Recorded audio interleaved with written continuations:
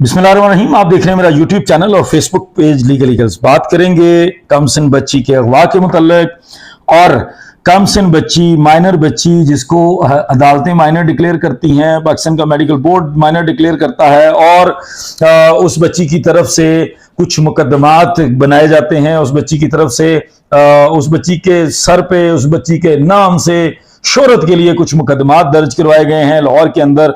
उनमें आप लोगों ने सुना होगा कि मेरे एक वकील भाई ने एक मुकदमा दायर किया है लाहौर के अंदर। उन्होंने किसी जहां पे वो भी तर्जुमानी करते हैं इन मुलजमान की, मुबैना ज़हीर गैंग की, और जो उनकी सबसे बड़ी तर्जुमान हैं उनके प्लेटफॉर्म के ऊपर उन्होंने ये डिक्लेयर किया है कि मैंने एक और मुकदमा दायर कर दिया है, अब ये हो जाएगा वो हो जाएगा। उस मुकदमे के ऊपर बात करना बड़ी जरूरी थी क्योंकि आप लोगों को उस मुकदमे के बारे में अभी तक इल्म नहीं था। उस मुकदमे को आप लोगों के सामने पढ़ के सुनाया जाना बड़ा जरूरी था। ये मुकदमा पाकिस्तान की तारीख का अनोखा तरीन मुकदमा होगा। अगर हम इसको ये कहें कि ये पाकिस्तान की जुडिशल हिस्ट्री के अंदर सबसे पहला ऐसा मुकदमा होगा अपनी नौयत का, तो ये भी गलत नहीं होगा। इस मुकदमे को सबसे अनोखा मुकदमा कहा इसलिए जा रहा है चूंकि आज तक हमारी अदालती तारीख के अंदर इस तरह का मुकदमा दर्ज नहीं करवाने की कोशिश की गई। मतलब सिविल कोर्ट का बेसिकली ये सूट है, सिविल दीवानी मुकदमा है, दीवानी सूट है जिसको हम कहते हैं। यहाँ पे एक दावा दायर किया गया है लाहौर के अंदर और ये अपनी नौयत का सबसे पहला दावा है। इस तरह का दावा हमने कम से कम, ये एशिया की सबसे बड़ी बार है लाहौर बार एसोसिएशन, हमने इसके अंदर नहीं देखा। और जितने वकला दोस्तों को मैंने भेजा वो सब लोगों ने कहा कि यार हम मिलना चाहते हैं इन वकील साहब से, चूंकि इन वकील साहब को कोई अवार्ड मिलना चाहिए, तमगा मिलना चाहिए। ये सबसे पहले वकील हैं और आज तक हमारे सामने इस तरह का मुकदमा नहीं आया। तो हमारे लिए सीखने को बहुत नई चीज है कि कभी ऐसा मुकदमा भी हो सकता है कि एक पहली चीज तो ये कि कोई माइनर बच्ची, उस बच्ची का कोई वकील मुकर्रर हो सकता है। कोई ऐसी बच्ची जिसको पूरे पाकिस्तान की अदालतें और पाकिस्तान का मेडिकल बोर्ड जो है वो कहता हो कि ये बच्ची माइनर है, कमसिन है, आकला बालिगा नहीं है, और इस बच्ची का अपने अच्छे बुरे का फैसला करना कानून और आइन की नजर में बिल्कुल नहीं है, मुनासिब नहीं है, नहीं समझा जा सकता कि वो अपने लिए कोई फैसला भी कर सकती है। तो पहले तो ऐसे बंदे का, ऐसे माइनर का, ऐसे नाबालिगा का वकील बनना सबसे बड़ी अनोखी चीज है जो कि इन वकील साहब ने किया। लेकिन चूंकि ये वाला वकील बनने वाला काम वो पहले भी दो जगह पे कर चुके थे, दो दरखास्तें वो दायर कर चुके थे मजिस्ट्रेट साहब के सामने, जिनको मजिस्ट्रेट साहब ने सिरे से उठा के रद्दी की टोकरी में फेंक दिया और ये कहा कि ये मेंटेनेबल नहीं है। और जब हमारे वकला के लिए कोई मुकदमे के अंदर हमें ये कह दिया जाता है कि ये मेंटेनेबल नहीं है तो ये हमारे लिए बहुत अजीब बात होती है। हमें इससे बड़ा दुख पहुंचता है कि हमारा मुकदमा जो है, जो हमने अपनी तरफ से बनाने की कोशिश की, वो मेंटेनेबल ही करार नहीं दिया, वो समाअत के काबिल ही नहीं समझा अदालत ने।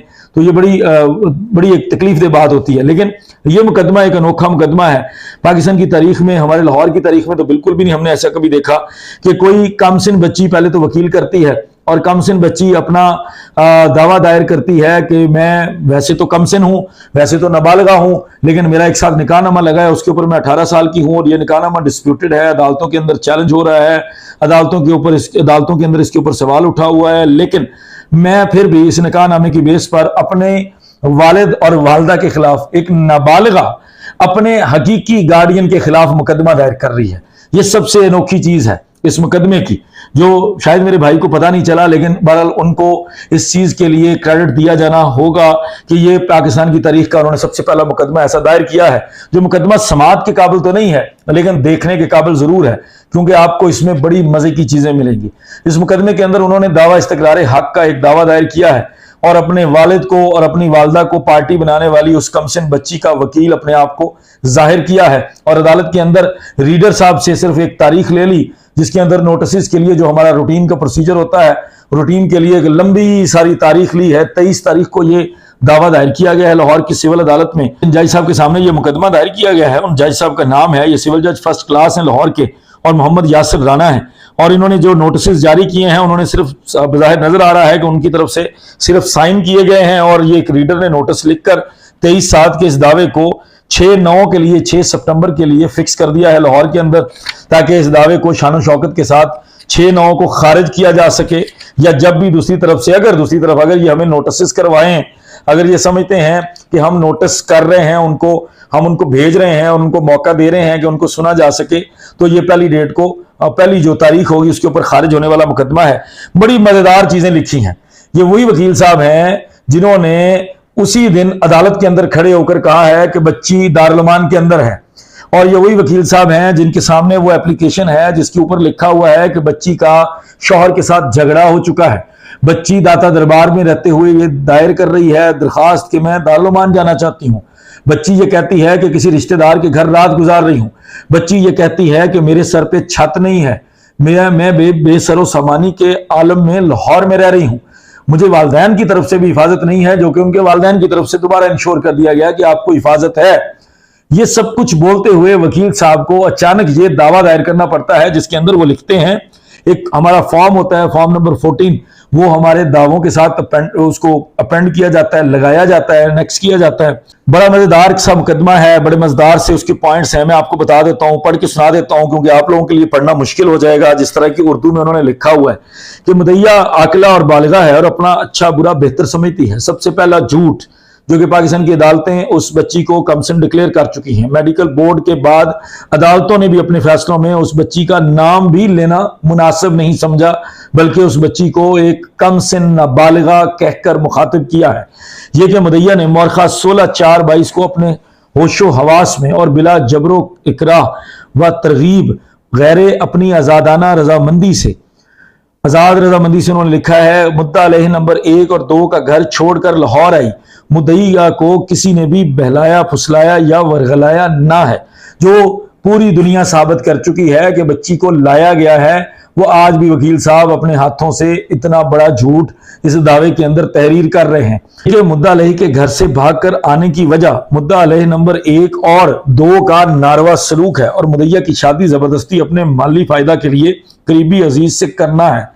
यह कि मुदैया ने बाहोशो हवास अपनी आजाद मर्जी और रजामंदी से किसी के दबाव और प्रेशर से, बगैर किसी के दबाव और प्रेशर से मुसम्मी मुलजम जहीर अहमद वल्द मुनीर अहमद से मौरखा 17/4/22 को मुताबिक शरीयत मोहम्मदी व कानून लाहौर में शादी कर ली और मुदैया अपने खावंद के हमरा लाहौर में आबाद हो गई। ये नहीं बताया कि जो मुदैया है उसको घर से निकाल दिया गया है और मुदैया कमसिन है। ये कि मुदैया अपनी ज़वाजी जिंदगी से खुश व मुतमय्यन है, जबकि पिछले दिन मुदैया अपना बयान दे रही है कि वो रिश्तेदारों के घर रात गुजार रही है, वो मजबूर है, उसके सर पे छत नहीं है। ये कि मुदैया नंबर 1 ने मुद्दा अलैह के घर से आने के बाद मुदैया के अगवा की बाबत एक झूठी और फरेब पर मबनी FIR दर्ज करवा दी, जो कि सरासर खिलाफ कानून व वाक़यात है।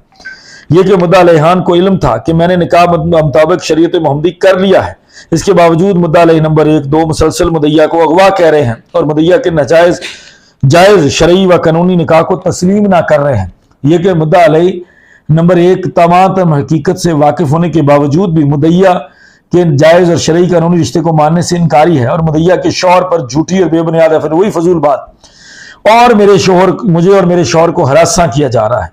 यह कि इस वक्त भी मुदैया का शौहर कराची में मुद्दा अलैह नंबर 1 की तरफ से किए हुए झूठे और बेबुनियाद मुकदमा की पैरवी कर रहा है और मुदैया ने लाहौर में अपनी जिंदगी की हिफाजत की खातिर दारुल-उलूम में पनाह ले रखी है, चूंकि उसको उसके खावंद से खतरा है, जो कि ऑर्डर के अंदर हम प्रोड्यूस कर चुके हैं। यह कि मुद्दा अलैहान शुरू दिन से ही मुदैया और मुद्दा अलैह के शरई व कानूनी निकाह को तस्लीम करने से इनकारी हैं। कुछ रोज कबल मुदैया ने मीडिया के जरिए सुना कि मुद्दा अलैह नंबर 1 और 2 कह रहे थे कि मुदैया का निकाह जायज व कानूनी ना है और ना ही मुदैया का अपने खावंद के साथ रिश्ता इज़वाज जायज है और मुदैया को किसी गैंग ने अगवा कर लिया। यह कि मुदैया ने कई बार मुद्दा अलैहान से रब्ता करने की कोशिश की है, कोई स्क्रीनशॉट साथ नहीं लगाया, यह ज़हन में रखिएगा। यह कि मुदैया ने कई बार मुद्दा अलैहान से रब्ता करने की कोशिश की है और मैसेज भी सेंड किए हैं कि मुदैया का निकाह व रिश्ता इज़वाज जायज शरई और कानूनी है। मतलब एक कमसिन बच्ची अपने वालिदैन को बता रही है कि मेरा रिश्ता इज़वाज जो है शरई और जायज और कानूनी है, लेकिन कोई सबूत नहीं है कि कौन से नंबर से रब्ता किया, कैसे किया। लिहाजा मुद्दा अलैहान मुदैया के बारे में ऐसी झूठी और बेबुनियाद बातें करने और अफवाहें फैलाने से बाज रहें और मुदैया के जायज व शरई निकाह को तस्लीम करें और मुदैया के बारे में ऐसी बातें ना करें कि मुदैया अगवा हुई है या मुदैया को किसी गैंग ने अपनी हिरासत में रखा हुआ है या मुदैया का निकाह और रिश्ता इज़वाज जायज व शरई ना है। लेकिन मुद्दा अलैहान ऐसा करने से साफ इनकारी हैं और आए रोज मुदैया के बारे में गलत, झूठी और बेबुनियाद अफवाहें फैला रहे हैं और इल्जाम तराशी कर रहे हैं, जो कि सरासर खिलाफ कानून व वाक़यात है। यह कि मुदैया को यकीन है कि मुद्दा अलैह नंबर 1 महज अपने माली फायदा के लिए मुदैया और मुदैया के जायज व शरई रिश्ते को कानून मानने से इनकारी है। यह कि हर चंद मुद्दा अलैहान से कहलवाया है कि तमाम के मुद्दा अलैहान मुदैया के जायज़ और शरई कानूनी रिश्ता को तस्लीम करें, लेकिन मुद्दा अलैहान ऐसा करने से साफ इनकारी हैं। ये मुझे लगता है इन्हीं तर्जुमान से कहलवाया गया है। ये कि बिनाए दावा अरसा चंद यौम कबल बाद आखिरी इनकार जाने मुद्दा अलैहान पैदा हुए हैं जो तहाल जारी है। ये ऐसा पॉइंट है जो हमने अपने दावों के अंदर लिखना होता है कि हमारा कॉज ऑफ एक्शन कब राइज हुआ है। और ये कह रहे हैं कि कुछ दिन कबल मैंने उनको बच्ची की तरफ से, कमसिन बच्ची की तरफ से फिक्रा लिख रहे हैं वकील साहब कि मैंने चंद दिन कबल भी उनको ये रिक्वेस्ट की, गुजारिश की कि जनाब मान लें, तो वो नहीं मान रहे। तो ये इसलिए मैंने किया है और उनसे जायज़ और जो उनकी दरख्वास्त है, प्रेयर है, मुद्दैया वो कहते हैं कि जी मेरा जो मुकदमा है वो मेरे वालिदैन के खिलाफ है। आप मेरे वालिदैन के खिलाफ एक डिक्री जारी कर दें कि जनाब मेरा निकाह जायज़ और शरई है और मेरा ये रिश्ता ठीक है, जिसकी वजह से मैं छत के बगैर लाहौर के अंदर रह रही हूँ, दारुल अमान में धक्के खा रही हूँ, दाता दरबार का एड्रेस लिखना पड़ रहा है, नामालूम वकील लेना पड़ रहा है। तो मैं ये कहना चाह रही हूँ कि मेरे इस रिश्ते को तस्लीम कर लिया जाए और उसके साथ वकील साहब ने वो निकाह नामा अटैच किया है जिसके ऊपर वो फिर अपनी बात से फंस गए हैं, जिसके ऊपर वो 18 साल की उम्र लिख रहे हैं। किसी बात का जिक्र नहीं किया कि अदालत में कोई मुकदमात पेंडिंग है, किसी तरह से किसी अदालत ने उनको कमसन डिक्लेयर किया है। ये सारी चीजें छुपाते हुए वकील साहब ने यह दावा दायर कर दिया है। 23 तारीख को यह दावा दायर किया है। जब वकील साहब को हमारे सामने खड़े होकर कोर्ट की तरफ से इनकार सुनने में आया कि उनको इनकार कर दिया गया है, उनको नया मेडिकल नहीं मिल रहा, उनको 164 का बयान करवाने की इजाजत नहीं मिल रही, तो फौरी तौर पर उन्होंने हाथ से एक नया दावा लिखा। चूंकि वो इस कमसिन बच्ची से बहुत सारे कागजात के ऊपर ऑलरेडी साइन करवा चुके हैं, तो उन्होंने वो दावा लिखकर अदालत के अंदर दाखिल कर दिया और वहां पर रीडर साहब ने उनको खुश करने के लिए एक नोटिस जारी कर दिया है जो कि 6 सितंबर के लिए है। पूरा 23 जुलाई से लेकर 6 सितंबर तक का नोटिस करवा के लाए हैं। वो इतना उनका अच्छा मुकदमा होता तो वो फौरन इसको अर्जेंट नोटिस करवाते, जिस तरह वो पहले अटेम्प्ट कर चुके हैं। और इंशाल्लाह ताला 6 सितंबर को जब इस अदालत के सामने फैक्ट्स रखे जाएंगे, हकायक रखे जाएंगे, तो वकील साहब उसी तरह घर को लौट जाएंगे जिस तरह वो पहले 23 तारीख को मेडिकल और 164 के बयान से इनकार के ऊपर लौटे थे। अब तब तक हमें इजाजत दें। ये जरूरी था कि आप लोगों के सामने ये एक और मुकदमा रखा जाए। हम इसको कोशिश करेंगे कम्युनिटी पोस्ट के ऊपर भी लगाएं ताकि आप लोग खुद भी पढ़ सकें, अगर पढ़ सकें।